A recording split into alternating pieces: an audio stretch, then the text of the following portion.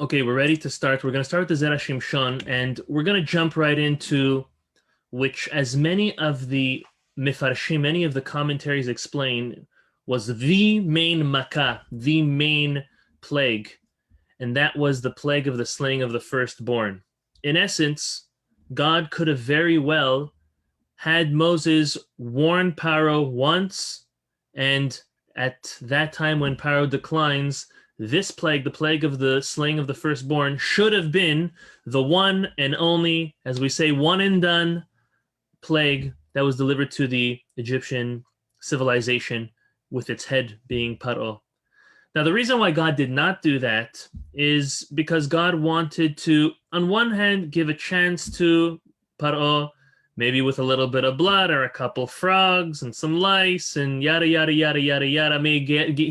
He may wake up from his craze, but as is evident from the Torah, Hashem even strengthened Paro's heart, and that is because God wanted to display His might, His greatness to the entire world, not only to Paro, but also for the Jews and also for everyone to know, as the saying goes, who not to mess with.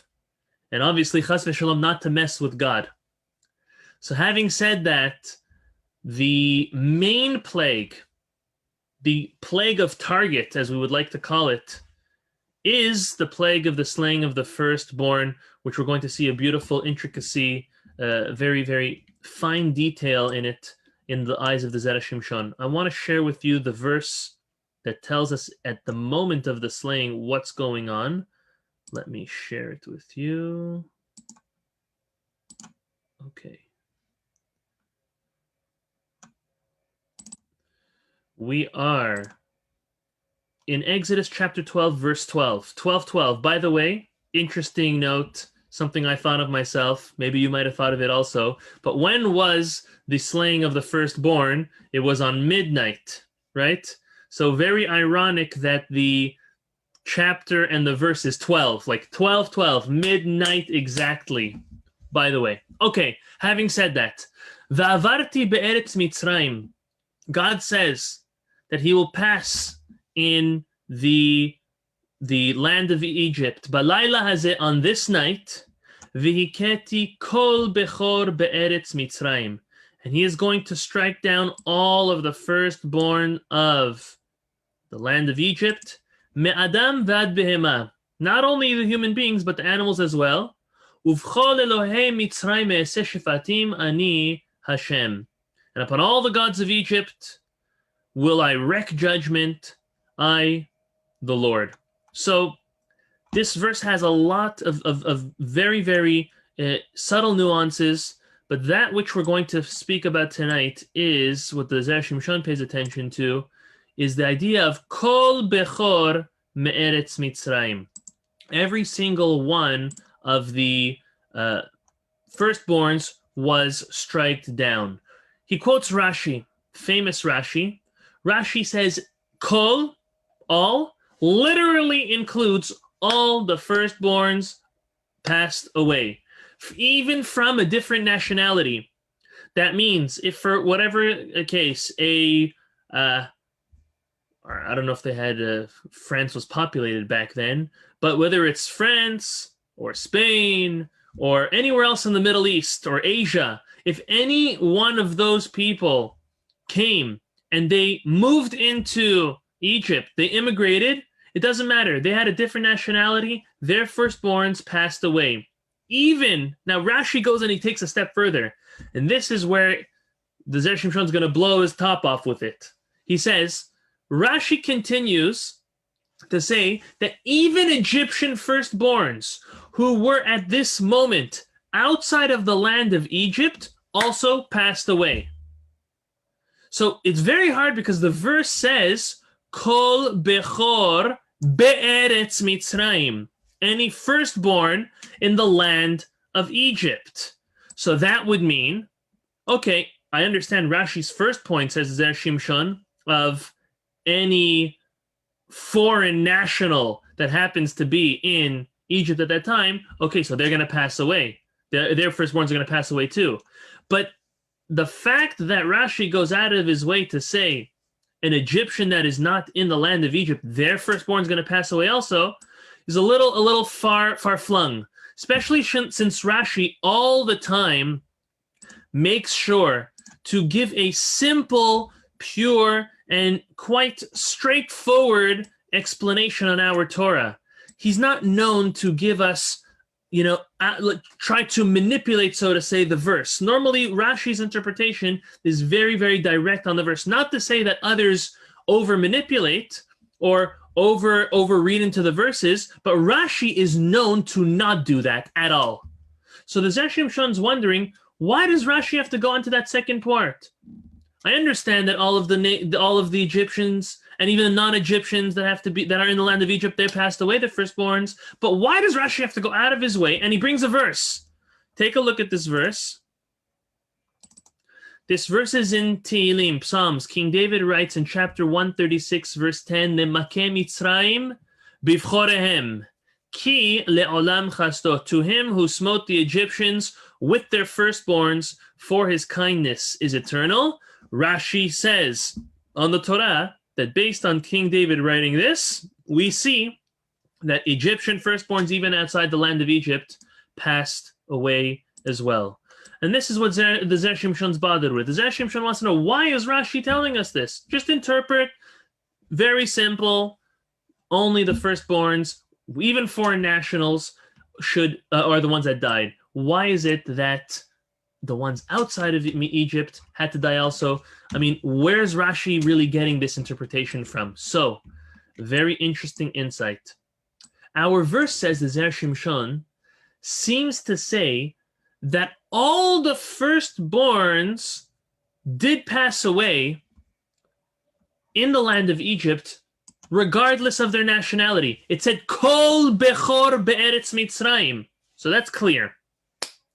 So now the Zera Shimshon says, as many of us know, the skeptics would have said, this plague was not God aiming it at Egypt.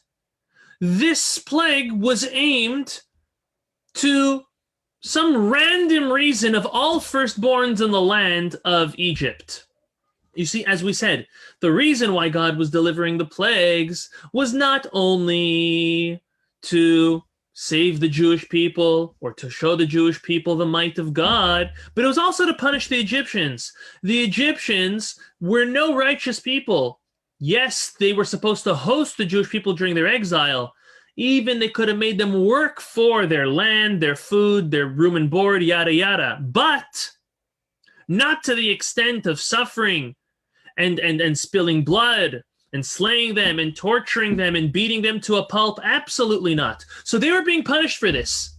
A skeptic, says the Zera Shimshon, could have very easily said, these plagues, and this one specifically, was not aimed to punish or to teach the Egyptian people a lesson. No. Rather, other reasons, not specifically aimed at Egypt. Aha. So that is why, explains the Zera Shimshon, God had to show that this attack was an attack on Egypt. It was an attack on the complete society, the mentality, the philosophy, the oppression that the Egyptians inflicted upon the Jewish people. Now, Rashi brings this verse in Tehillim, Lemake Mitzrayim bivchorehem, in order to prove to us that every Egyptian firstborn, no matter where they were in the world, perished. Because this was not an attack on just those who lived in Egypt. It was an attack on every single Egyptian. If you were from Egypt, even if you moved out and you immigrated into another country, the fact that you were a bystander, or you may still be a bystander to genocide, a bystander to a tremendous amount of pain, suffering, and affliction that was being imposed upon the Jewish people, makes you guilty as well. And for that reason, the Zera Shimshon says, Rashi goes on to interpret out of his way. Rashi didn't have to do this, but he went out of his way to explain, which is very miraculous. You know, there's all different types of reasons. Oh, you know why the firstborns passed away in Egypt?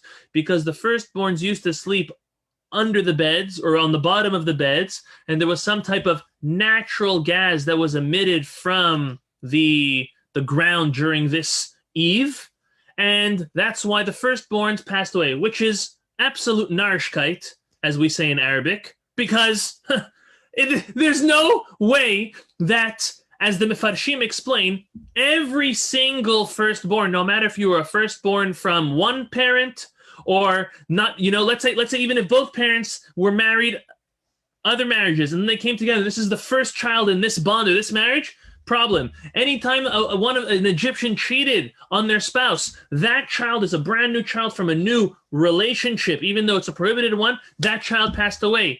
Egyptians were dropping like flies.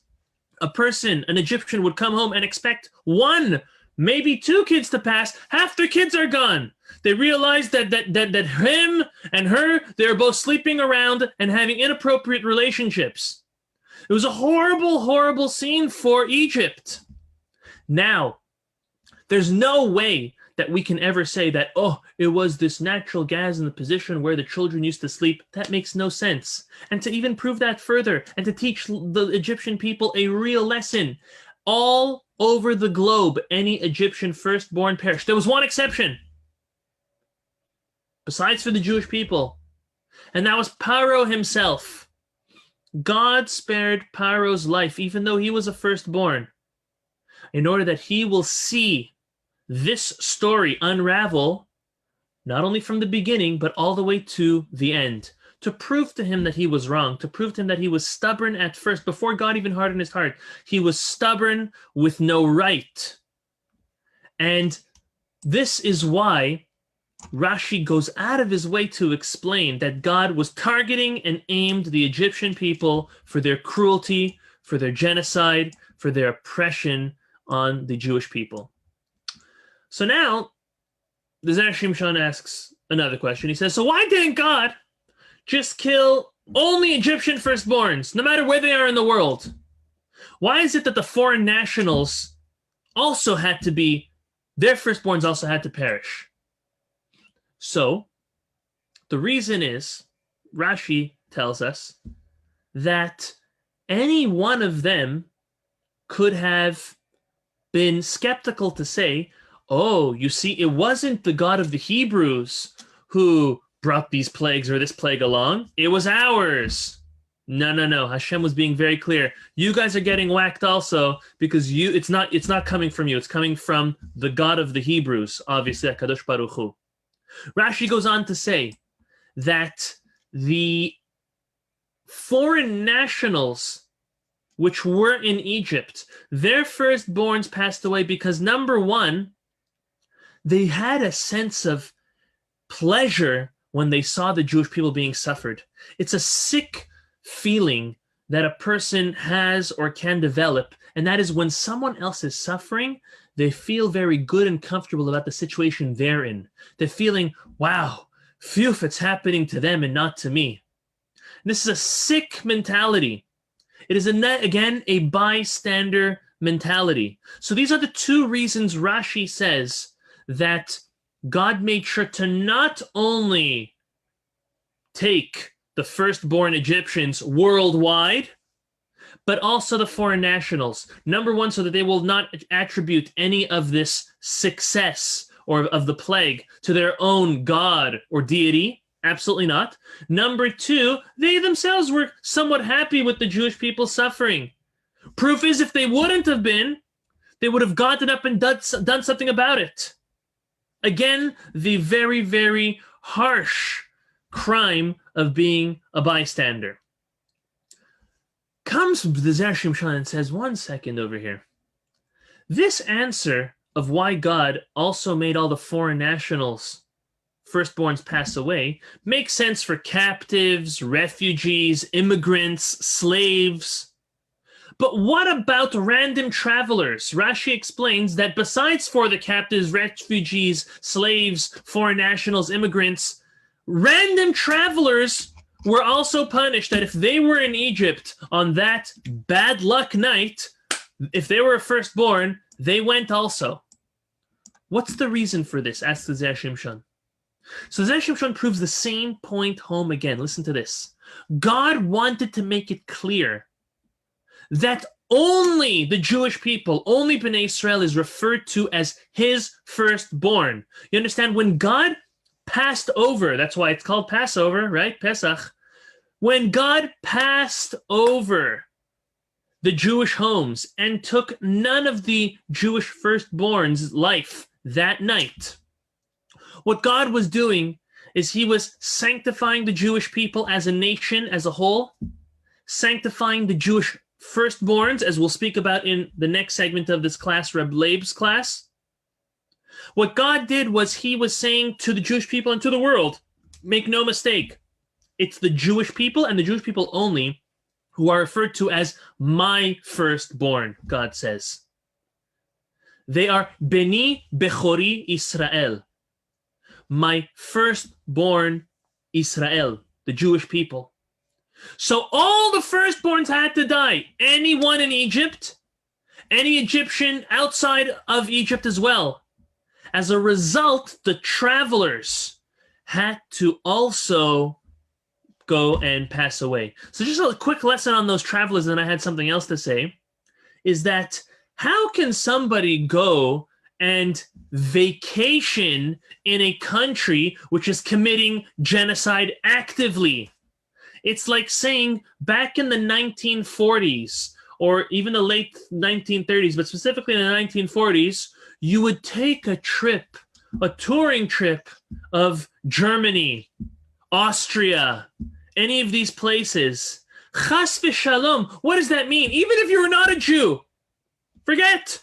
Even if you're not a Jew, you're going and you're getting a tour. You're getting a tour of the crematorium, and you're getting a tour of the death camps and the railroads. Chas v'shalom, how could you even imagine that? How can a foreign national coming from Asia 3,300 years ago come to Egypt and sightsee? Look at the beautiful pyramids, and look at the palace, and look what they've built and created, and look at all these slaves. Look at these millions and millions of slaves that we have working for us.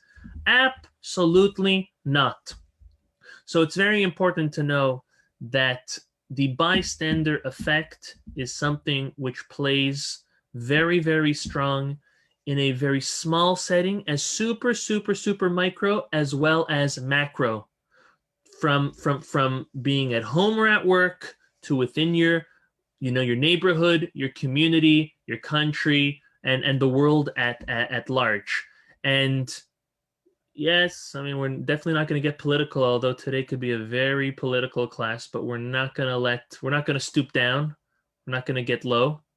But the world that we have today, that we live in today, is a world where we still have free speech.